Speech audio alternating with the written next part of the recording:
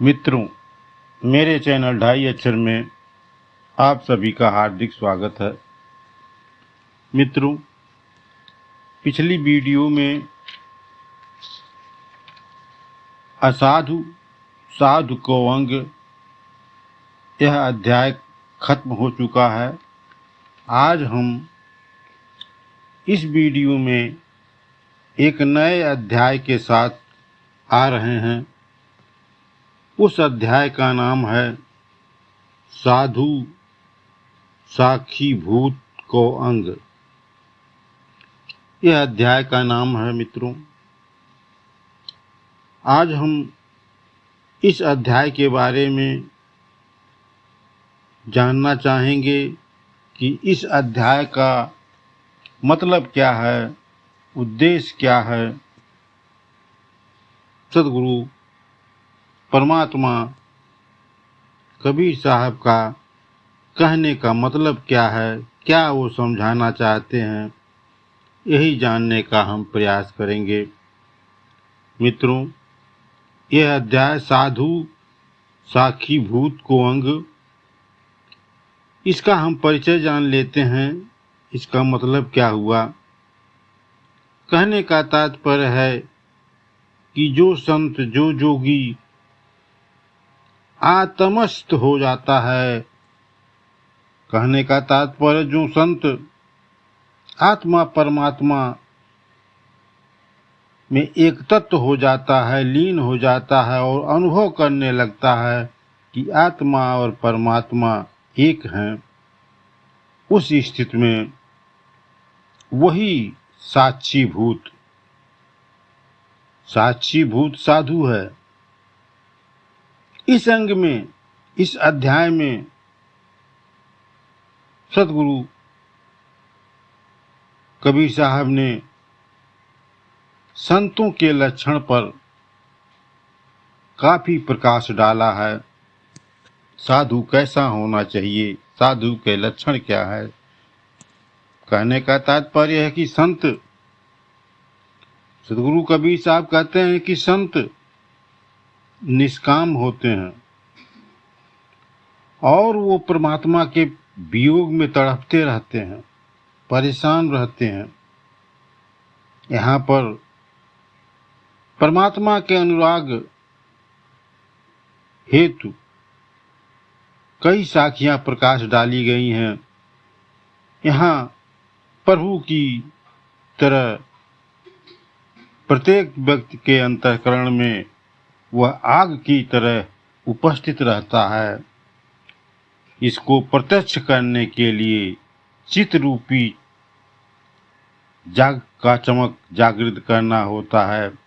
मित्रों, इस वीडियो की पहली साखी जो इस प्रकार है, निर्वैरी निहकामता साई से तीनेह विषया सुन्यारा रहे संतनिका अंग एह। मित्रों, सद्गुरु कबीर साहब कहते हैं कि इस दोहे के माध्यम से कि निर्भयता, निष्कामता और प्रभु से स्नेह, प्रभु से प्रेम, इसी विषयों पर अनासक्ति से ही संतों का यहाँ उपादान होता है। मित्रों, इस वीडियो की दूसरी साखी जो इस प्रकार है, इस साखी बहुत प्रचलित साखी है, आप लोगों ने कई बार सुना होगा।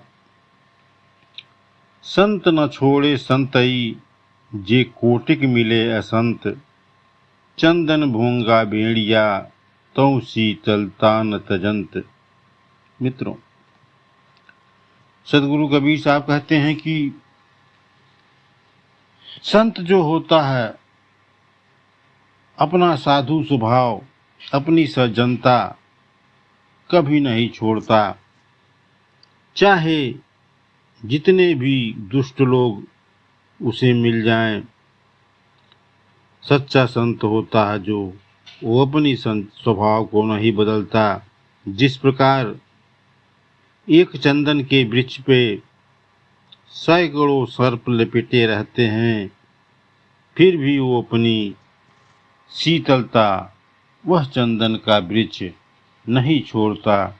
कहने का तात्पर्य है कि जो संत होते हैं, स्वभाव के होते हैं, वो संत होते हैं, वो कभी भी दुष्टों के संग आने पर कभी भी अपनी स्वभाव को नहीं बदलते।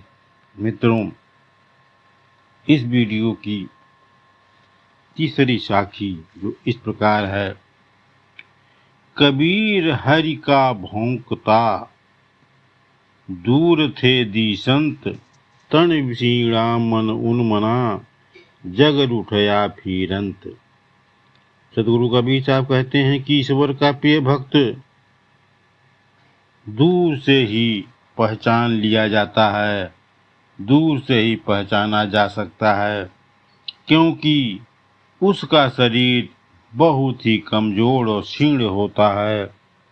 मन उसका ऊर्ध्वमुखी रहता है और वह जग से रुष्ट भी रहता है, अर्थात जागतिक विषयों में उसकी रुचि नहीं होती, सांसारिक वासनाओं से वो दूर रहता है, इसलिए वह हमेशा रुष्ट रहता है, खुश नहीं रहता, क्योंकि उसके सामने संसार की माया, विषय वासनाएं ही सबसे बड़ी बाधक होती हैं।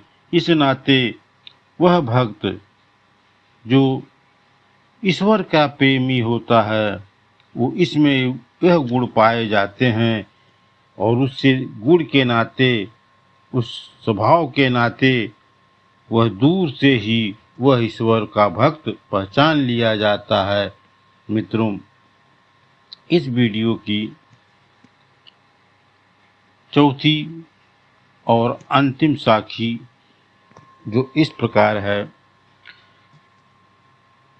कबीर हरि का भांवता, छीना पंजरतास, रैणी न आवे नीदड़ी, अंग न चढ़ई मास। मित्रों, सदगुरु कबीर साहब कहते हैं कि हरि भक्त,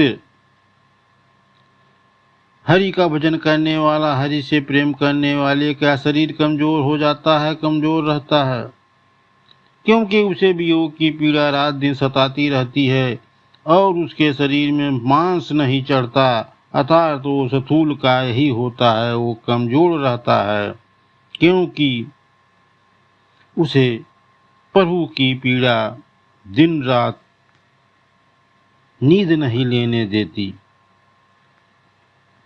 प्रभु के पीड़ा में वो दिन रात तड़पता रहता है, उसका शरीर मांस सब जो है गल जाता है, वो क्षीण रह जाता है। मित्रों, यह वीडियो कैसा लगा?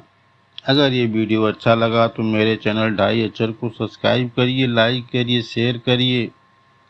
मिलते हैं इसी अध्याय की अगली साखी के साथ। मित्रों, वीडियो देखने के लिए धन्यवाद। अगर आप मेरे चैनल को सब्सक्राइब नहीं किए हैं तो चैनल को सब्सक्राइब कर लीजिए, ऐसी ही आध्यात्मिक वीडियो देखने के लिए। वीडियो देखने के लिए धन्यवाद।